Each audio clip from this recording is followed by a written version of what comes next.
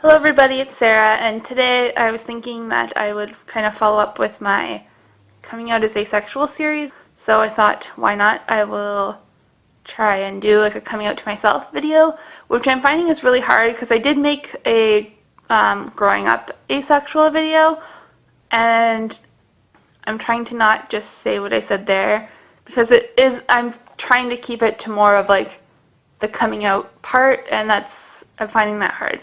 So I'm going to try my best. Growing up, I don't really remember having too many feelings about possibly not being straight or like really questioning my identity a whole lot. In elementary school, for example, I remember people talking about crushes, and everyone would ask like, oh, like, who's your crush? Do you have a crush on anybody? And like, I do remember making up crushes. As I got into high school, I remember that people started getting into relationships. Well, people started getting into relationships in elementary school. So anyway, in high school, more people in relationships, more people like having their first kisses, their first like time having sex, like that kind of stuff. And like I never met any of those milestones, and it used to kind of bother me a little bit in that like I was worried that if I did ever meet somebody that they were gonna not like me because I didn't have these the experience behind myself. Like, I don't know, as if that matters at all. But that was my like biggest worry growing up, was just that I wasn't meeting these like milestones that I didn't really care about, but that I cared about in like a societal sense, in that like I thought that other people would care that I didn't meet them. So otherwise, though, I still didn't really think that there was anything like different about me.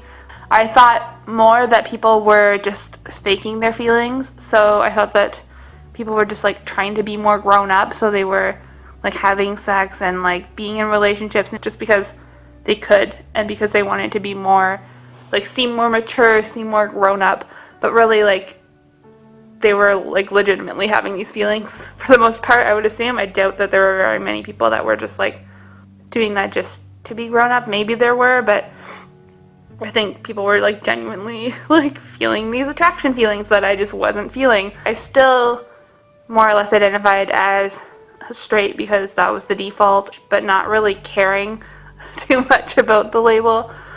I'm obviously just straight, and that these attraction feelings will just happen one day, because that was also this idea that I had, and I think it kind of stemmed from sex ed being just that like kind of like you never know, like protection is important and you never know when it's gonna happen kind of thing, so like always be ready because who knows.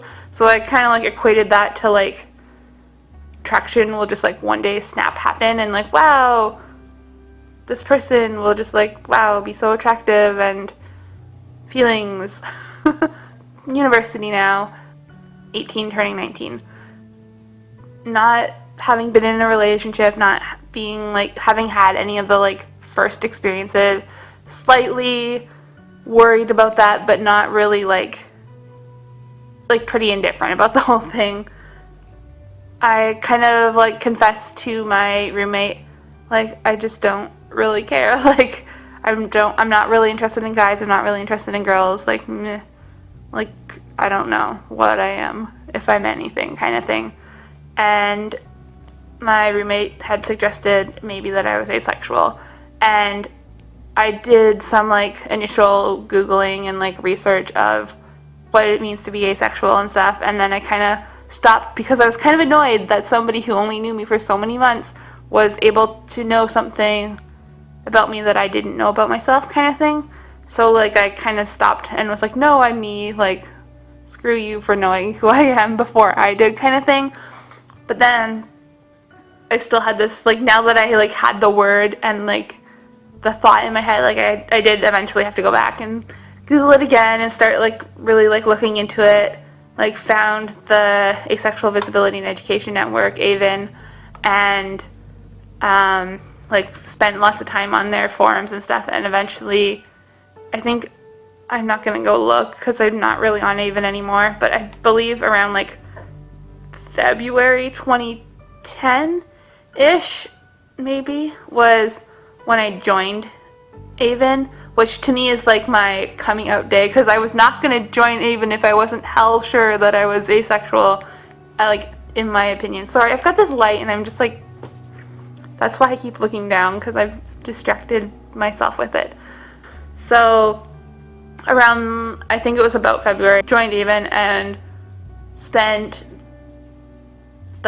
from February till probably at least the end of the summer of 2010, pretty much living on AVEN, learning other people's experiences, relating to other people, spending time in their chat, spending time in their forum, just absorbing asexual culture at that time, pretty much. And that was just a really interesting time for myself. That was when I would say my official coming out to myself as asexual would have been when I joined AVEN.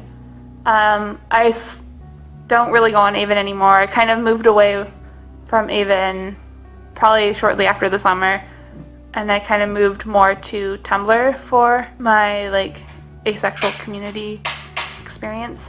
So sorry, yeah, as I was saying, probably within about 6 months of joining AVEN, I moved over to Tumblr for my asexual community, and eventually a little bit more offline stuff, because I found other aces in my community, and that's kind of pretty cool too.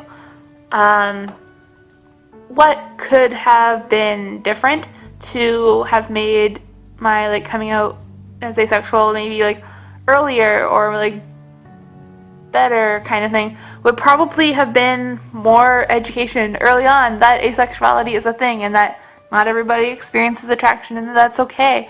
Because growing up I kind of just assumed that, like I was saying earlier, that it would just happen one day, that boom, attraction, and it just never really did, and I wasn't really bothered by it, but I also didn't really know why. And having been told that it's okay if you're not experiencing that attraction probably would have helped a lot. I probably wouldn't have had to go through some of the awkward stuff that I didn't really talk about in this video to kind of figure out who I was, and I don't know, it would have been interesting. It would have been good.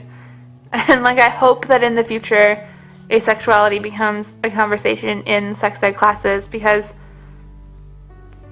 there are asexual kids that don't know about asexuality, that kind of either end up doing stupid things to try and fix themselves, which they don't need to be fixed, or end up just feeling like they're broken, again kind of needing to be fixed kind of thing, but or just don't understand and just meh, which was more or less my experience. So I hope that you're having a great day, and I will see you later. Maybe I will try and do a coming out to friends video. Anyway, see you later. Toodles noodles, bye! Hey everyone, thanks so much for watching. I hope that this was interesting for you. If it was, leave me a comment letting me know, and don't forget to like and subscribe if you would like more of my face sometimes when I post.